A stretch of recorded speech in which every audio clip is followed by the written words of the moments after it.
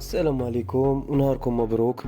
موضوع تاع اليوم غادي نطرقوا للاعب أسطورة من أساطير المنتخب الجزائري، وأول لاعب عربي حقق دوري أبطال أوروبا، اللاعب الذي بصم على هدف بالكعب والذي أصبح إلى حد الآن مدونا باسمه، ألا وهو رابح ماجر، والذي للأسف تعرض لحملة استهجان والتصفير من قبل تلة وليس الكل بالطبع.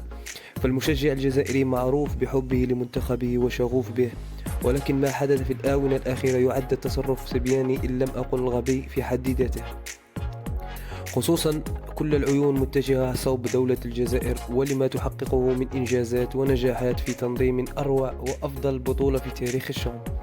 فالبارحة صراحة عجبني جمهور أبناء بونا، فالجمهور العنابي رد الجميل لرابح ماجر، حيث كان صوتهم يدوي المدرجات، وسأترككم ببعض المقاطع من الملعب. الله أكبر.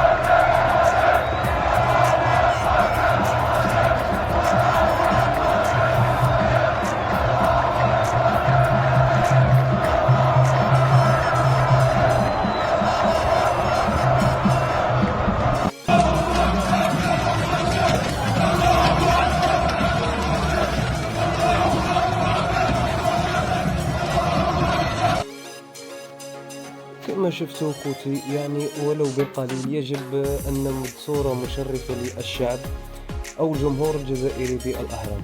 كما نتمنى خاصة من الجمهور العاصمي الرائع أن يرد له الجميل في المباراة القادمة على ملعب نيلسون مانديلا. سلام.